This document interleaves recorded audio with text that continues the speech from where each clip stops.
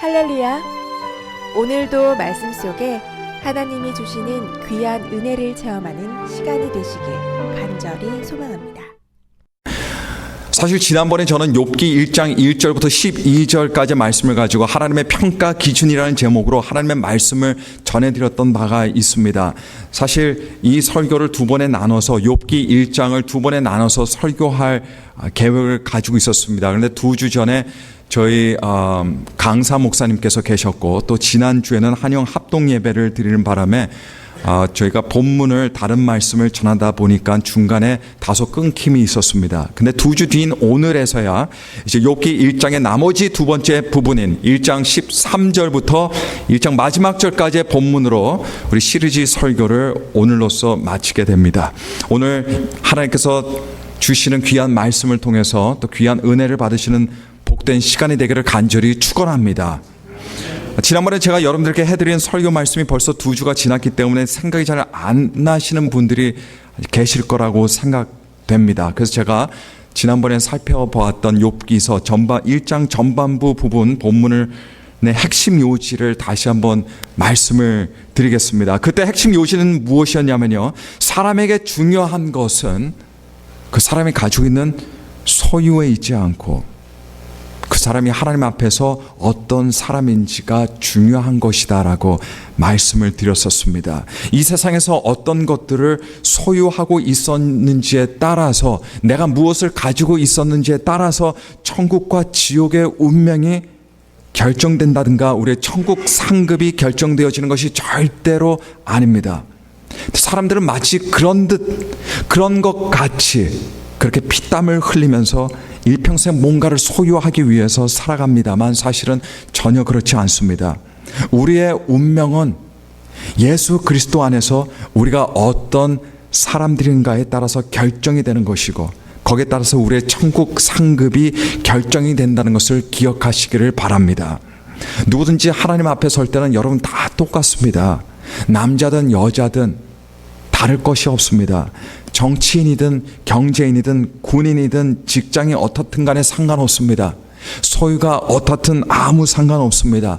이 세상에서 어떤 세상의 업적을 남겼든 아무 상관없습니다. 오래 살았든 짧게 살았든 상관이 없습니다. 목회자이든 아니면 집사이든 아니면 평신도이든 아니면 목자이든 하나님 앞에 설 때는 그 타이틀로 서는 것이 아닙니다. 우리는 내가 예수 그리스도 안에서 어떤 사람이었냐로 하나님 앞에 서게 됩니다. 신약 성경의 부자와 거지 나사로가 바로 이런 점을 굉장히 명확하게 우리들에게 보여주고 있습니다. 한 부자가 있어서 고급 옷을 입고 날마다 호화롭게 즐기면서 살던 사람이 있었는데, 동시에 그의 집 바로 앞에는 부자의 상에서 떨어지는 이 부스러기로 먹고 살아가는 나사로라고 하는 거지가 있었습니다.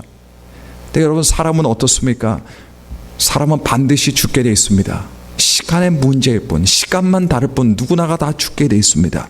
이 두 사람도 사람들이었는지라 죽었습니다.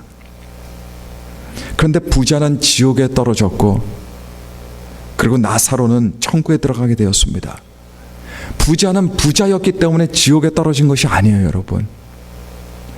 나사로는 거지였기 때문에 천국에 간 것이 절대로 아니었습니다. 부자가 지옥에 간 이유, 나사로가 천국에 간 이유는 그들의 소유와는 아무런 상관이 없었습니다. 그들이 가지고 있던 타이틀과는 아무런 상관이 없었습니다. 그들의 운명은 예수 그리스도 안에서 그들이 어떤 사람이었는지에 따라 달라진 겁니다. 욥기는 총 42장으로 구성이 되어 있는데 욥기서의 내용은 여러분들도 잘 아시다시피 의인이었던 욥이 고난의 시험을 잘 통과해서 나중에 하나님께서 더 풍성한 갑절의 복을 받는 내용이라는 것을 잘 아실 텐데요. 그런데 욥의 이야기를 마지막까지 이끌고 가서 그런 아름다운 해피 엔딩의 결말로 도달할 수 있게 했던 것은요, 욥의 재능에 있지 않습니다. 욥의 소유에 있지 않았습니다. 그것은 욥이 하나님 안에서 어떤 사람이었냐에 달려 있었습니다. 구약에서 고난의 사람 하면 우리는 욥을 가장 먼저 생각하는데요, 그 두 번째 사람을 뽑으라고 한다면 제 머릿속에 떠오르는 사람은 창세기의 요셉입니다. 사실 요셉도 요만큼이나 굉장히 큰 고난과 고통을 당하던 사람이었습니다. 아버지에게 사랑을 독차지하며 살았지만 그것이 나중에 화가 되어서 형제들에게 미움을 받다가 목숨의 위협까지 받는 큰 곤란을 당하게 됩니다. 물론 겨우 죽음을 모면하기는 하지만 요셉은 애굽의 노예로 팔려가게 되었습니다. 한마디로 왕자처럼 살다가 인신매매를 당한 거예요. 그래서 종이 되어버리고 만 겁니다. 요셉은 애굽에서 그렇게 팔려서 노예로 살다가 자기가 저지르지도 않은 누명을 뒤집어쓰고 죄수가 되어서 감옥에 갇혀서 수감자로 그렇게 지내게 되었습니다. 그러다가 인생의 반전이 이루어지죠. 이 요셉이 애굽의 2인자인 애굽의 총리가 되어서 애굽을 살리고 무엇보다도 자기의 혈육을 살리게 되는 그런 드라마틱하면서도 파란만장한 인생을 산 사람이 요셉이었습니다. 여러분, 요셉만 봐도 우리는 똑같은 진리를 발견할 수 있습니다. 사람에게 있어서 무엇을 가지고 있냐가 절대 중요한 것이 아니라는 겁니다. 대신 예수 그리스도 안에서 내가 어떤 사람이 되냐가 중요하다는 것을 요셉의 이야기도 우리들에게 보여주고 있습니다. 욥기 1장 1절에 욥기서는 욥이 하나님 앞에서 어떤 사람이었냐를 처음부터 우리들에게 알려주고 있는데 바로 이렇습니다. 우스 땅에 욥이라 불리는 사람이 있었는데 그 사람은 온전하고 정직하여 하나님을 경외하며 악에서 떠난 자더라. 욥은 자식 부자였고 동시에 물질적인 거부였습니다. 하지만 욥이 시험을 이기고 하나님의 인정을 받고 심지어 사탄의 인정까지도 받을 수 있게 했던 것은 그가 가지고 있던 것들이 아니었습니다. 전적으로 그가 하나님 앞에서 어떤 사람이었냐에 달려 있었습니다. 그래서 욥기서를 이해하는 데 있어서 핵심적인 열쇠가 무엇이냐라고 했을 때 욥이 무엇을 가지고 있었다가 중요한 것이 아니라 욥이 어떤 사람이었다가 중요했다는 것을 우리가 지난 시간에 살펴봤습니다. 오늘 우리가 다루는 본문 또한 욥기서를 이해하는 데 굉장히 중요한 두 번째 핵심 열쇠가 나오고 있습니다. 그래서 그 두 번째 핵심 열쇠를 함께 살펴보게 되는데요. 이 두 번째 핵심 열쇠에 대해서 말씀드리자면 첫 번째 핵심 열쇠 근간이 되는 굉장히 중요한 진리를 담고 있습니다. 그래서 우선 오늘 본문의 내용부터 우리가 함께 차근차근 살펴보도록 하겠습니다. 드디어 사탄의 시험이 욥의 인생에서 시작이 되었습니다. 우리들은 그런가 보다 시작이 됐나 보다라고 생각하겠지만 직접 시험을 받는 욥에게는요 큰일입니다. 오늘 우리가 읽은 본문 말씀에 나오는 사탄의 공격은 경미한 공격이 아닙니다. 가벼운 공격이 아닙니다. 한 번의 공격으로 끝나는 공격도 아닙니다. 욥의 눈에서 피눈물이 나게 하는 그런 공격이었습니다. 이런 욥을 향한 사탄의 공격들이 총 5번 있었어요. 근데 1장에는 4번의 공격들이 나오고 있습니다. 우리가 읽은 본문 말씀은 그래서 4번의 공격들에 대해서 다루고 있는 본문입니다. 욥을 향한 첫 번째 공격은 14절과 15절에 나오고 있습니다. 15절 말씀 보니까 어떤 공격이었냐면 스바 사람들이 갑자기 달려듭니다. 소와 나귀를 빼앗고는 칼로 소와 나귀를 돌보던 종들을 전부 다 죽인 일입니다. 이것이 첫 번째 공격이었어요. 두 번째 공격은 16절에 나옵니다. 거기를 보니까 하늘에서 불이 떨어져서 욥의 양떼들과 그의 양떼들 보던 종들이 전부 다 죽은 일입니다. 욥을 향한 세 번째 공격은요 17절에 나오고 있습니다. 갈대아 사람들이 욥의 낙타떼가 있는 곳으로 와서 그 낙타떼를 빼앗고는 낙타떼를 돌보던 종들을 다 죽였습니다. 네 번째 공격은 18절과 19절에 나오고 있습니다.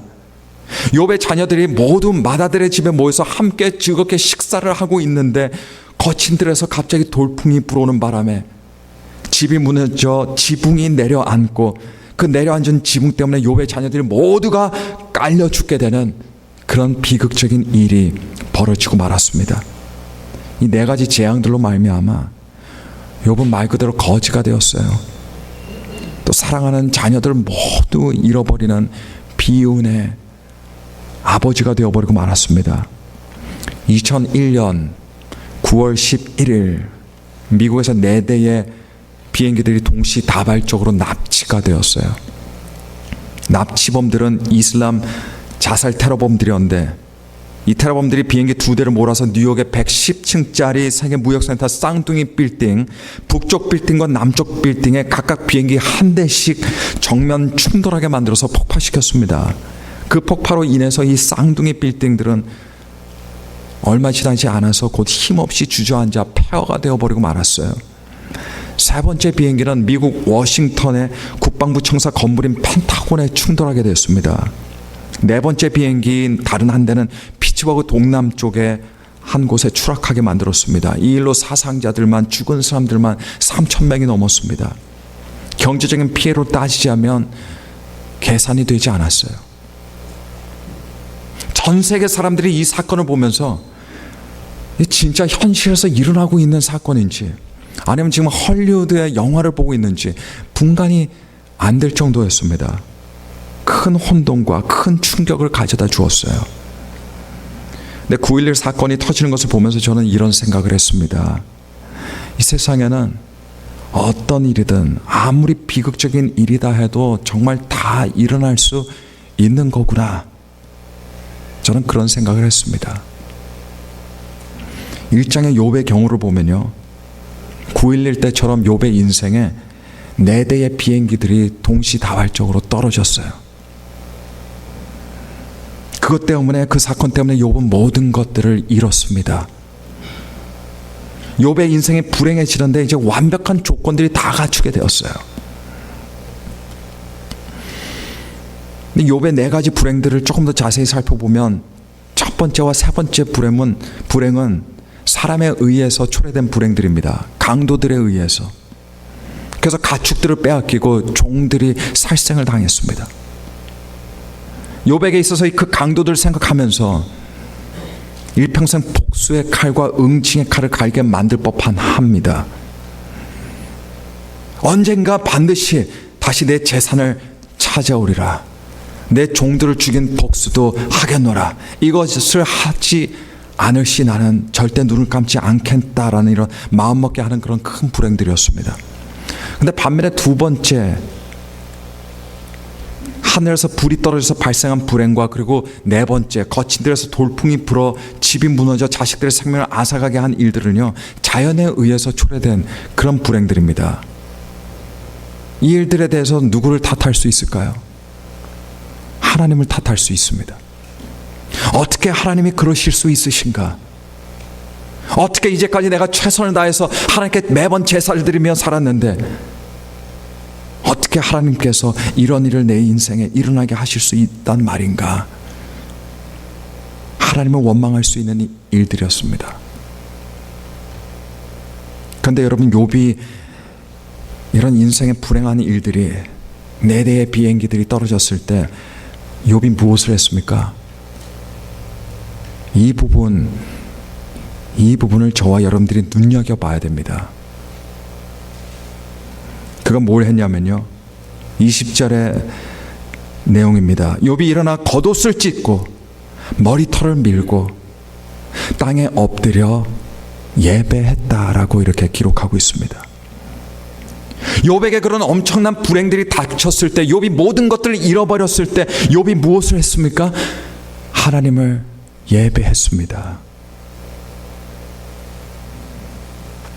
여러분들의 인생에서 9.11 테러 때처럼 비행기들이 한두 대도 아니고 여러 대가 여러분들의 삶에 와서 추락했을 때, 떨어졌을 때 저와 여러분들은 예배 자리로 나올 수 있겠냐입니다.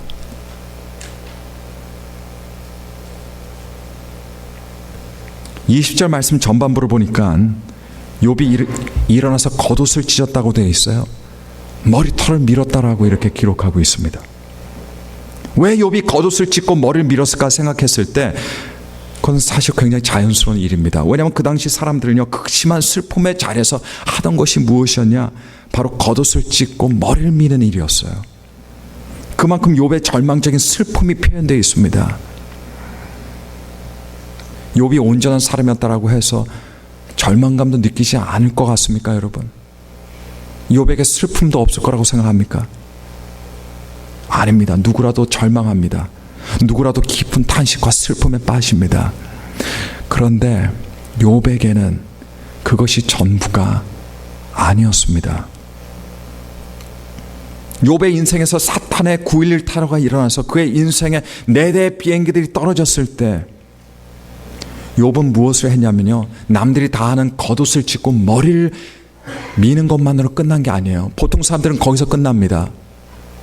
그러나 욥은 달랐습니다. 다른 걸 했어요. 특이한 걸 했습니다. 남들이 하지 못하는 것을 했습니다. 그것이 무엇이냐?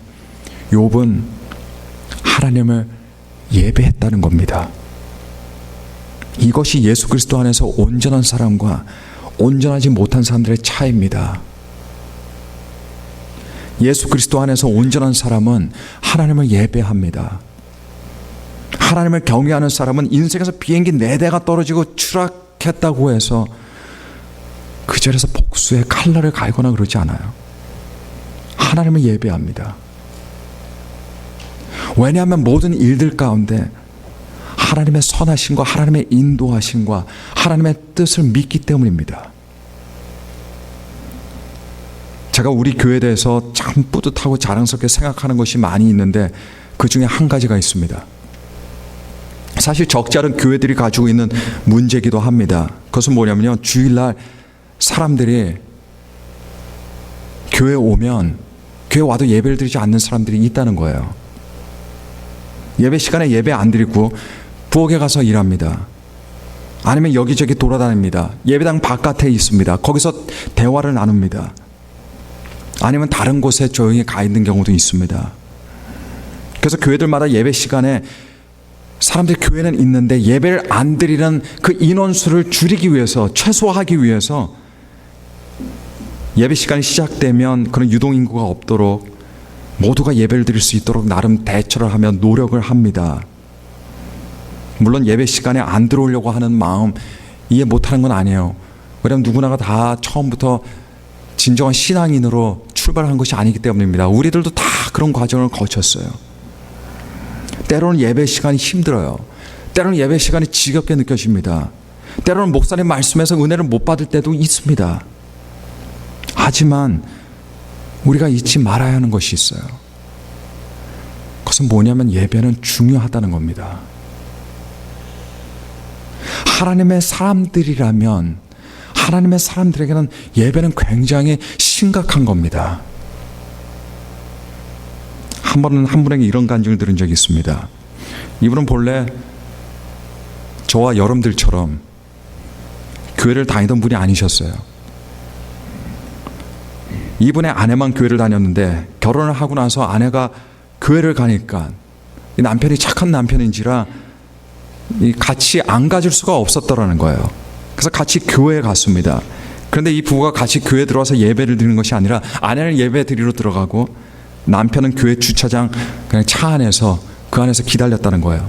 그 차 안에서 책을 가지고 와서 책을 읽기도 하고 또 때로는 잠을 자기도 하고 아내가 돌아올 때까지 그렇게 기다렸습니다. 그러면서 그렇게 교회에 오면서도 수개월 동안 예배 드리지 않았어요. 근데 그러다가 교회 사람들 한 사람 한 사람씩 알아가면서 예배에 참석하게 되고 그러다 보니까 예수님을 만나게 되었습니다. 예수님을 만나니까 어때요? 차 안에 있을 수가 없습니다. 예배당 바깥에 있을 수가 없어요. 예수님을 만나야 하니까. 예수님께 예배 드려야 되니까. 그래서 그때부터 이분은 열심히 예배를 드린 분이 되었습니다. 그리고 그것도 부족해서 예배 시간에 예배를 위해서 봉사하는 예배위원이 되어서 하나님을 섬겼습니다. 변화받은 그리스도인이라면 예배는 중요합니다. 이분의 삶이 그렇게 변화된 거예요. 어떻게 변화됐냐? 선량하게 변화됐다. 뭐 이런 것이 아니라 예배를 중요하게 여기는 사람이 되었다. 예배가 자기 인생에서 굉장히 중요한 부분이 되었다. 그리스도인의 변화가 바로 그겁니다. 영혼이 살아있는 그리스도인에게는 예배가 중요합니다. 우리가 주일 성수 중요하다라고 말하고 그렇게 믿습니다. 주일 성수가 근데 왜 중요한지 여러분께서 아셔야 돼요. 왜 중요합니까? 단지 교회 나오는 것이 중요한 것이 아니기 때문에요. 왜냐하면 100번, 1000번 교회 나와도 소용없는 경우도 많아요. 주일 성수가 강조되는 이유는 왜냐하면 예배가 중요하기 때문에 그렇습니다. 왜냐하면 우리는 하나님의 자녀들이기 때문에 그렇습니다. 우리 인생의 목적이 예배이기 때문에 그렇습니다. 그래서 초대교회 때부터 성도들은요, 예수님께서 부활하신 날인 이 주일날 모두가 모였어요. 왜입니까? 예배를 드려야 하기 때문에 그렇습니다. 욥은 인생에서 4대의 비행기가 한꺼번에 동시다발적으로 떨어졌지만, 하지만 욥은 이 모든 일에 범죄하지 않았습니다. 하나님 향해서 원망하지 않았습니다. 인생에 큰 불행이 있을 때 욥이 범죄하지 않고 하나님을 원망하지 않은 것도 사실 대단한 거예요. 엄청난 일입니다. 하지만 더 중요한 것은 무엇이냐라고 했을 때 욥은 하나님을 예배했다는 겁니다. 그리고 제가 믿기로는 이 예배가 앞으로 올 모든 시간들, 어려운 시간들, 고난의 시간들을 헤쳐나갈 수 있는 돌파구가 되었다라고 저는 그렇게 믿습니다. 시편 71편에 아삽이라는 사람이 크게 실족하는 일이 발생했습니다. 악인들이 형통하고 의인들이 고난을 당하는 현실, 악인들이 힘으로 행패를 부리며 의인들이 악인들에게 억울하게 당하기만 하는 현실을 보면서 신앙인이었던 아삽은 굉장히 실망하고 굉장히 실족했습니다. 어떻게 하나님께서 살아계신데 이런 일이 있을 수 있을까? 그런데 그 순간에 아삽이 무엇을 했는지 아십니까? 아삽은 하나님의 성소로 찾아 들어갔어요. 보통 사람들은 그런 일이 있으면 성소 바깥으로 나갑니다. 그리고 다시는 안 들어와요. 보통 사람들은 예배를 자리를 떠납니다. 교회를 떠납니다. 근데 이게 바로 차이라는 거예요. 이게 바로 차이라는 겁니다. 아삽은 반대로 하나님의 성소에 들어왔습니다. 아삽이 하나님의 성소에 왜 들어왔을까요? 예배하기 위해서 들어갔습니다. 그리고 바로 그 예배 자리에 나가는 순간 하나님께서 아삽의 마음에 평안의 위로를 주셨습니다. 공의로우신 하나님을 아삽이 성소에서 예배드리는 가운데 보게 된 겁니다. 예배는 중요합니다. 왜냐하면 하나님께서 우리 예배를 보시기 때문입니다. 왜냐하면 하나님께서 우리 예배를 받으시기 때문입니다. 그리고 하나님께서 우리 예배를 통해서 은혜를 베푸십니다. 자, 이제 우리는 욥기서를 이해할 수 있는 중요한 핵심 열쇠, 이제 두 번째 이제 볼 차례입니다. 예배는 배경이에요. 욥기서 1장 1절에 보시면 욥은 어떤 사람이었다고 합니까? 온전하고 정직하고 끝까지 하나님을 경외하며 악을 멀리한 사람이었다라고 이렇게 기록하고 있는데, 이 두 번째 핵심 열쇠는 뭐냐면요, 그렇게 살 수 있었던, 그렇게 설 수 있었던 원동력이 무엇이었냐를 다뤄주고 있습니다. 어떻게 그렇게 할 수 있었을까? 어떻게 욥의 인생의 4대의 비행기들이 동시다발적으로 떨어졌는데 욥이 범죄하지 않았을까? 어떻게 하나님을 원망하지 않았을까? 바로 그겁니다. 그거는요, 그냥 욥의 인격 때문만 아니었습니다. 욥의 성품 때문만도 아니었어요. 욥의 굉장히 긍정적인 삶의 태도 때문도 아니었습니다. 왜냐하면 인격에는 한계가 있어요. 사람의 인격에는 한계가 있습니다. 성품에도 한계가 있습니다. 삶의 태도에도 한계가 있습니다. 인격이 좋고 성품이 좋으면 다른 사람들에게 좋은 사람이 될 수는 있지만 그렇다고 하나님 앞에 온전한 사람이 될 수 있는 건 아닙니다. 왜냐하면 기독교는 인격과 성품의 종교가 아니기 때문에 그렇습니다. 비록 중요한 자리를 차지하고 있다 하더라도 말입니다. 욥이 온전하고 정직하고 하나님을 경외하며 악을 멀리하며 살 수 있었던 데는 바로 21절의 그의 신앙 고백 때문에 그렇습니다. 21절 말씀 보시면 이렇습니다. 내가 모태에서 알몸으로 나왔사온즉 또한 알몸이 그리로 돌아가올지라. 주신 이도 여호와시요 거두신 이도 여호와시오니 여호와 이름이 찬송을 받으실지니이다. 하나님께서 사실은 사람의 온전함은요, 사람의 성품에 있는 게 아닙니다. 성품은 일부분입니다. 인격이나 사람의 삶의 태도에 있는 것도 아니에요. 그것들은 부분적인 것들이에요. 이런 것들도 중요합니다만 하나님 사람으로서의 온전함의 열쇠는 여기 있습니다. 주신 이도 하나님, 가져가시는 이도 하나님. 그러니 내가 하나님을 찬송합니다. 여러분, 우리들이 깨달아야 할 것이 있습니다. 아는 거지만서도 그렇죠, 우리가 깨닫지 못하는 부분이에요. 우리 것은 본래 하나도 없다는 겁니다. 우리 것은 아무것도 없어요. 원래 나에게 속한 것 하나도 없습니다, 여러분. 하나도 없기 때문에 오히려 반대로 사람들이 더 많은 것들을 가지려고, 가진 것들을 지키려고 노력하는 걸지도 몰라요. 왜냐하면 사실은 자기 게 없기 때문에 그래요. 원래 자기 거라면 지킬 거 없어요, 여러분. 원래 내 거니까. 그런데 그 무엇인가 내 거라고 생각하는 순간부터 그 사람은 하나님 앞에 온전하게 설 수가 없습니다. 그리고 세상의 어리석은 사람으로 전락되어 버리고 맙니다. 불행해집니다. 신약 성경에 어리석은 부자 이야기가 바로 이 점을 꼬집어주고 있습니다. 이 사람은 자기가 소유한 것들을 정말 자기 것들로 생각했어요. 그리고 더 많은 것들을 갖기 위해서 노력하며 살아갔습니다. 그래서 더 큰 창고를 지었어요. 그리고 아주 흡족했습니다. 사실 그 사람의 것은 하나도 없는데 말이에요. 하나도 없는데. 그렇게 자기 스스로 속고 살다가 어느 한날 밤 하나님께서 그의 생명을 취하셨습니다. 근데 하나님께서 그 사람의 생명을 취하시면서 하신 말씀이 있어요. 사실 이 말씀이 압권입니다. 하나님께서 그 부자에게 하신 말씀이 무엇입니까? 굉장히 짧아요. 이 어리석은 사람아, 뭔가 내 거라고 생각하며 살아가는 그런 사람을 향해서 하나님께서 하시는 말씀입니다. 이 어리석은 사람아. 욥은 자기 인생에서 4대의 비행기들이 떨어졌습니다. 물론 그게 끝이 아니에요, 여러분. 왜냐면 한 대가 더 남아있어요. 욥의 인생은 한 대의 비행기가 더 남아있어요. 2장에 나옵니다.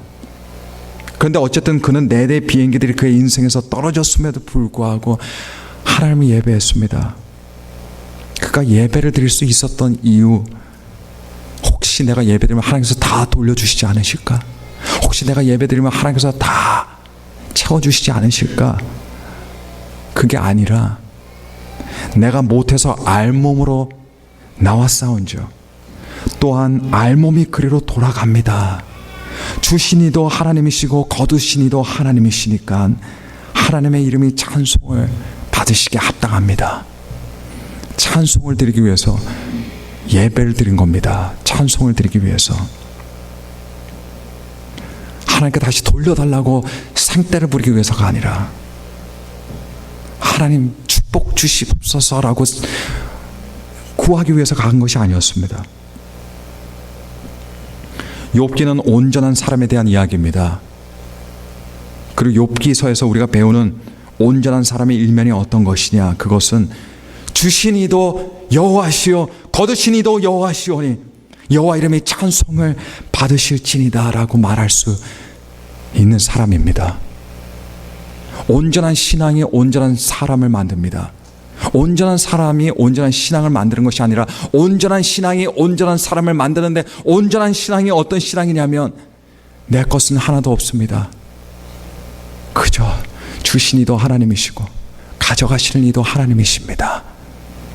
이것을 인정할 수 있는 사람입니다.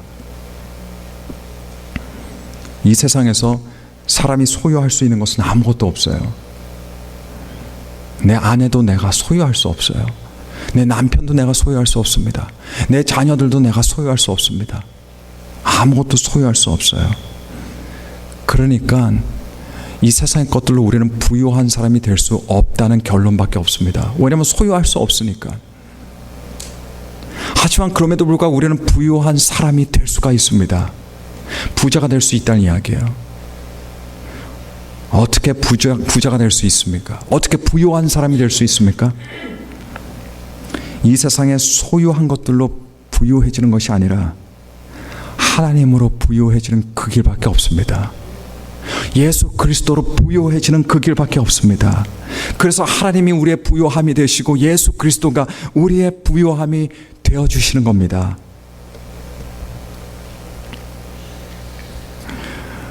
하나님으로 예수 그리스도로 부유해질 때 그것이 진정한 부입니다.